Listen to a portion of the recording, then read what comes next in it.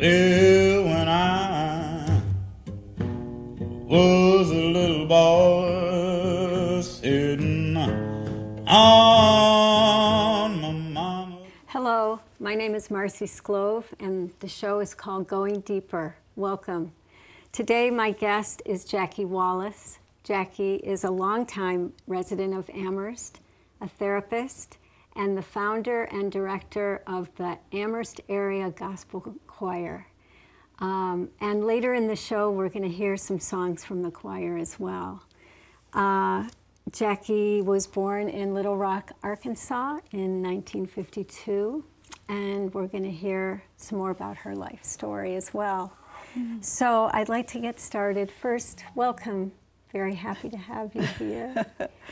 I'm really excited to be here. It's been a blessing for me just to go through my life a little bit in preparation and find some, I'm not as boring as I thought I was when I look back over my life. Like, hey, look at that. That's not so bad. So I'm really excited, and thank you so much for the invitation to be part of your introducing people to the community. Oh, yeah.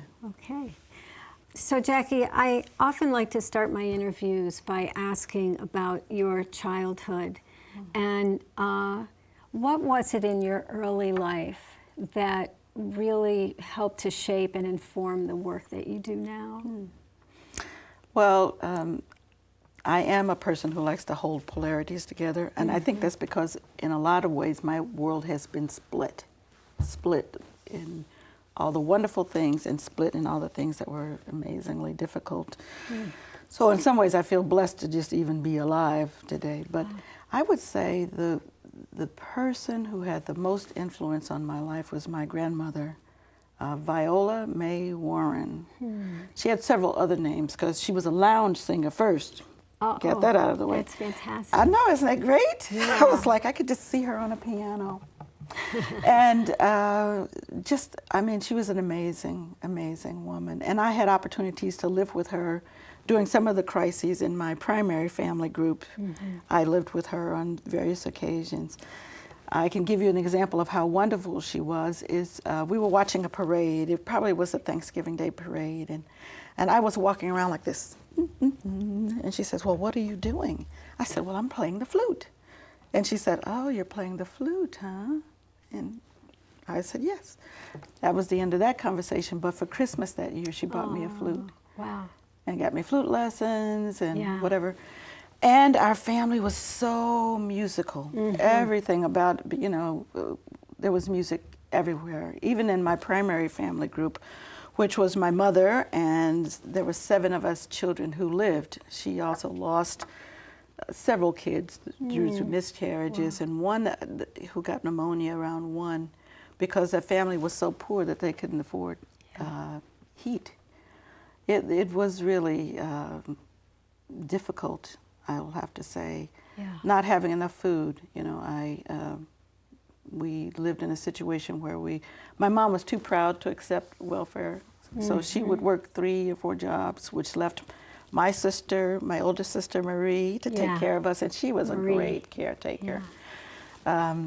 Spiritual development, can I just put in one little vignette about my oldest sister? My oldest sister Marie used to take care of me, and she told me this story. And there was nobody else to witness it, but my sister Marie was not a lying person. She would tell you the truth. I mean, I'd like it. But she would tell you exactly what was going on. So this is the story she told me. When I was about maybe 2, we were outside, and she was watching me outside, and I was running around.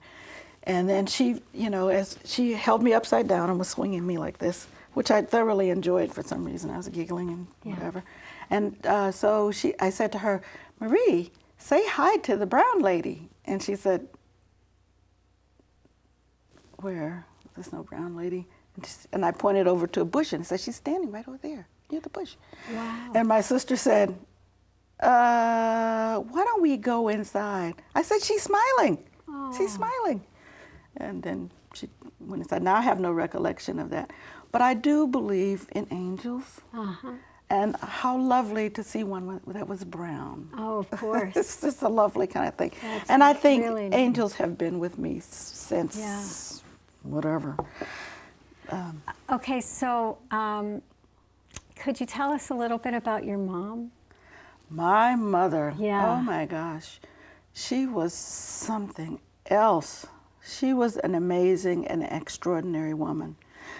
But I think, you know, having 7 children, first of all, I have to say I have gained in respect for her after having 2 children. I never would have been able to survive with 7 children. Yeah. I don't know how she did that. Right. Especially in those times, being a black woman in Arkansas and being the kind of woman she was. My mother, unbeknownst to me, was a revolutionary. She had been trained with a group of black people who were planning some type of rebellion. So this was before Black Panthers? Before, yeah. Before civil rights. This was in the 40s or 50s? I would say I was maybe not born at that point. So she had before already 52. Yeah, so before 52. And they were armed? She was armed. Yeah, she was one of those kinds of people who You were serious. telling me it was a paramilitary group. Paramilitary group, and my mom was a sharpshooter. She was, and why that stuck out to me was there was on one occasion, my sister Marie again told me the story of my dad was a Pullman porter on the railroad, for the railroads, and he had different wives and different, not wives, but common law wives, because Mom was his only legal wife at that time. But she got enough of it one day, and so she told him to get out, and he tried, charm and whatever, and she was not having it. So she told him to get out, and she shot at him and just whizzed past his ear. But she said, I could have shot him if I wanted. Yeah. And we were all like, yeah. I mean, I wasn't big enough to know, but I heard that story from all my other siblings who were aghast at it. But she was like that, and she was extraordinary, and she was a director too of a choir, at Shorter Community College in Little Rock. So she had that, love of music. But one of the things about her too was she was so bright. She was really, really brilliant. Yeah. And she considered a lot of things back then in terms of the Black Power movement. And she wouldn't put it in those terms, but she was very protective of her people. Yes. And she was fierce. But she was also hard-pressed in that society, too, because she was not able to go to the heights that she had wanted to go. For example, she'd be working at a job as a salesperson. She'd be excellent, sell more than anybody, and then go up the chain. As she went up the chain, she would find that, she'd hit that glass ceiling, or the racial ceiling, or whatever it was, and then it was on because she would not keep her mouth. She would tell her white male boss exactly, and so she would lose jobs over and over again, and there we were without food. Wow. Which is where the relatives came in. Yeah. But she was brilliant. Yeah. Yeah. Now, these days, with all the issues about guns and everything, and also all the surveillance, were there police looking at her or following her activities in this paramilitary group? Or? I don't think so. Okay. I don't think that they put much weight to it because in those days we all had guns. I mean, my grandfather, but they were for hunting. Sure. We could not, as kids, we could not have been less interested in guns. Right. But it was part of the culture to just have a gun around. But my mother did have one incident when she was in Crossett, Arkansas, where my grandmother lived. My mom was the director of the NAACP in that tiny little town, Crossett. And she had a vice president. And mysteriously, the vice president of the NAACP came up dead. It was ruled suicide where he was shot in the back. Oh, many times. Wow. So we had our run-ins with ways that people took care oppression. Of it. Yeah. Yeah, took care of it to keep make sure the oppression was doing an effective job. Yeah. So let's shift. I mean, leave a lot of time in between, big gap, but let's shift over to Amherst. Yes. And when did you and your husband move here? We moved here in, I think, 74. Oh, wow. Yeah. A lot earlier than me. Yeah. We've been around for a long time. That was an interesting story, too, because we moved because we lived in Worcester, and I wasn't used to cities, big cities, coming from a fairly rural area. And also, was it a shock to be in the north, more in the north than, or was it? It was really a big shock, but we came up with my mother came up with the northern migration, and then I wanted to come up with her. And I did so, but that was the year that they had big school union, but they wouldn't, schools were closed because teachers were on strike. So I came up to live with my brother who was at Fort Devens, and so I was in that environment. It's a small rural environment. I'm telling you, I got angels here. Because me in New York City, I went to school like 3 days. I had my wallet stolen. Everybody in my advanced classes were white, and they looked at me like, what are you doing in here? Wow. I mean, it was like marijuana in the bathrooms. I was like, I was from Podunk, Arkansas, so it was quite a transition. Yeah. But so I went to Clark University. And then you landed here because Roger got the teaching job. Yes, Roger did. He applied for a teaching job. He was selected, I think, 5th. But the other 4 people opted out. So over the years, it's been a long time, and I know that racial issues kind of bubble up in Amherst, and then they get quiet in the news, at least. They bubble up and get quiet. I've seen a few of those bubblings. But what's been your experience in Amherst racially, and how you and your family and your daughter's in school? And wow, that's a big question. Big question. Yeah. I'll have to say it's been a difficult road in some ways, and again, and delightful in others. I've just been surprised by the kindness of many people of all kind of ethnic backgrounds, international and whatever. But it has not been an easy road to hoe. I'll just give you one example that was, I don't know, maybe 5 years ago. Roger, as you know, is a teacher at Fort River Elementary School. He's retired now. But at one point, they were having a basketball game. And so he went over to the scorekeeper and said, hey, you need any help? And so the guy says, oh, are you the janitor? Wow. I mean, the assumption is, that I don't know what the assumption is, but there's so many. I can't tell you. I'm going through the checkout line at Big Y, and the person before me, the cashier's chatting with, and they're, and I come up and I'm like, hello, and I get this dour face, and very businesslike. I give him my, my little thing there so he can see that I'm a Big Y person, and he just throws it on the counter. I cannot tell you how many times I've been followed in stores. I have fun with it now, though. Gosh. One time I was in, I don't know, I'll just say a big store, and this person was following me around, and I was with my grandchildren and I was like, I said, well, this is a teachable moment. What do you think is happening? Have you seen this guy before? And they were like, yeah, when we were on the first. I said, okay, let's do an experiment and see if he's indeed following us. Let's go to some other areas. So we would go to other areas, and they were looking at me. He's here. And I said, let's go to another area. I said, what do you think this is about? It's a teachable moment. Yeah. They said, I don't know. Why? Yeah. And they think you're going to steal something. Is it because we're black? And I said, I think that there is possibly some following going on because you're black. I said, well, let's turn the tables. Let's follow him. So we all went, wherever he was, we would go, oh, this is so interesting over here. What do you think about this color? Blah, blah, blah. And then he would move to another place. I mean, we were really close. So he would move to another place, and then we would move to that place.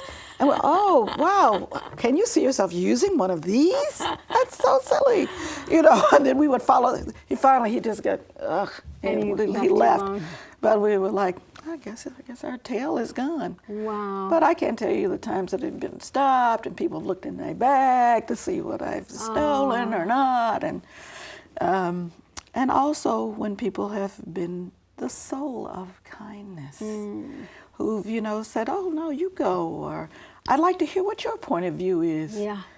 And it stands out all the more clearly because it's not always the case. I would say very much is not always the case. And particularly as a therapist, I see that it's very hard sometimes to be the only person of color in a training, a therapy training. So I've gone to all these therapy trainings, and one that I went to, there was a man who was there, and a person went up to the man and said, oh, what is it like for you being the only man at this training? And I just was like, I have been in this therapy business for 30 years, and no one has ever asked me, what is it like to be a therapist now? Therapists? Never once asked me, so what is it like to be the only? Wow. And I don't know, I alternately feel great about that because I don't want to talk to you about that. Sure. And also, like, wow, you're not even seen sometimes. So this is good segue into the therapy piece, because I love the kind of work that you do. And me too. So I guess my first question is about, you know, in terms of the racial stuff, do you find that there are white clients that are coming to you for the work that you offer? And so yes. Yes, a lot of the people who are white who are coming to see me for the work that I do are often referred by people who've seen me in the past, who felt that that was really helpful for them. Yeah. Can you speak a little bit about the work that you do? Yes, I love the work that I do because it is relationship based, and I know that it doesn't work very well with insurance companies, but I like something called somatic experiencing. It's a method that was brought forward by Peter Levine, and in this method, what you're working with is the relationship, but also with people's cognitive thoughts, the middle brain, which has to do with feelings and those where the amygdala is, and the back brain, which is the primary brain stem. You want to have a unity of all of those brains. So often a person will understand something, but they keep repeating those kinds of things, or they'll have a feeling, and it's cut off from a thought or what their bodies are doing. So I try to help people to fall into their bodies and to feel, like I'm doing right now, feeling their feet or feeling their lower legs for grounding purposes. So that if you, and also for integral somatic psychotherapy, which I'm doing right now, a method taught by Raja Selvam, and it is about strengthening the person. It's all about life is going to throw you a bunch of crap, and you have got to be able to endure it. We can't suppress it or just focus in on all the good stuff all the time. We really need the capacity to know that this thing is not going to kill me. And if you can experience where that is in the body, usually in this area, but sometimes in the back, you know, sometimes in the lower back, the upper back, if you can spread that out over the body, it makes it endurable, and it strengthens your system because you're able to, it's not so horrible, I can endure it. So the next time something happens, you're right on it, and you're able to say, wait a minute, I've survived this kind of thing, and the body remembers for you. Like, okay, you've done this, you can do it. So we're not figuring out all kind of skills to, to figure out how to fix it and do other things, but to strengthen the person for endurance. Because it's, it's a long-term race. It's not a short. And the idea, we're talking mostly about people who've experienced trauma. Anything. Anything. Yeah. Trauma especially, because it does seem to hover in specific places like hearts and. And then where does EMDR come in to your work? mostly as a bilateral stimulation, so that people can follow eyes this way and that way while they're processing a difficult emotion, event, decision making. And how does that come anything. into this brain idea, the front and all of that? Yes, there are times when I can combine all of these different things. Somatic experiencing, and the primary thing about somatic experiencing is you want to get it out. But ISP, integral somatic psychotherapy, you want to build up endurance. So you're not thinking about getting it out, you're thinking about enduring it.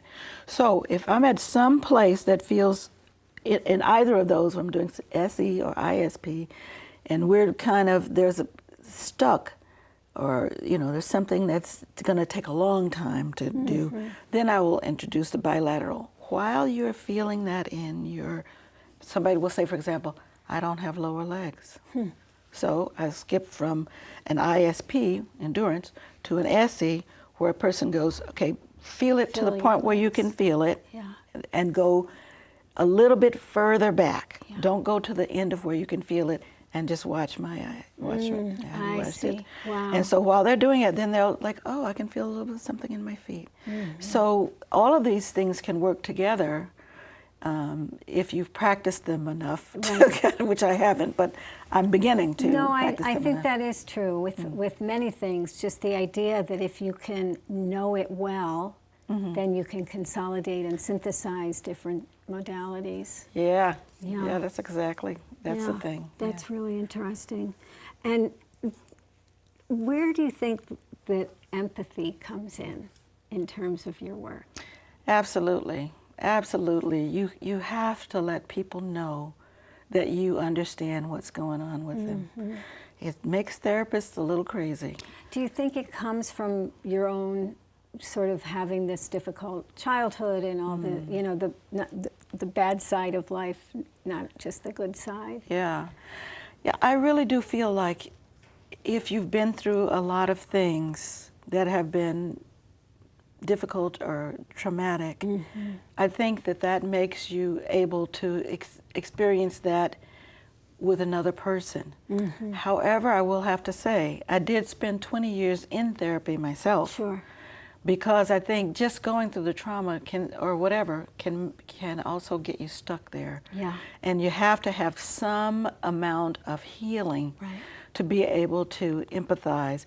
Or the work of God it can make you more open to other people because you know that someone has been open to you, which is God, Holy Spirit, Jesus. Sure. However other people see it too, it's fine. But so do you feel sometimes that you're working in relationship with that divine energy when you're with a client? Almost all the time. People will report that, oh, I just feel like I want to, what's that old spiritual that people used to sing? Sometimes they will say that. Or, I went back to church, or I've been in the Bhagavad Gita, or, whatever it is, they're thinking something higher. And for a moment, when things worked out so well, I just felt blessed, or whatever it is. So it's, But empathy is indispensable. I know there's cognitive behavioral, all these techniques, they're fabulous, but you have to let the person know that you understand what they're going through. Wow. You're not asking them to do something with anything until you have let them know that you're with them. Yeah. You felt it, you understand it, you're resonating. And then after that, people are much more willing to engage. I totally can relate. I used to do some hospital chaplaincy work, and I understand very much. It's the empathy. The first step to empathy is the presence. Just really being present with someone and them understanding that. Feeling it, not just understanding with their mind, but feeling it, that you are present, and then there's the empathy. Yes. Yeah. Yeah. I often think that sometimes we're not present with ourselves, but if one person is present, like I'll be present to what a person is feeling, and I say, it feels kind of sad in here now. And they'll say, I don't feel sad.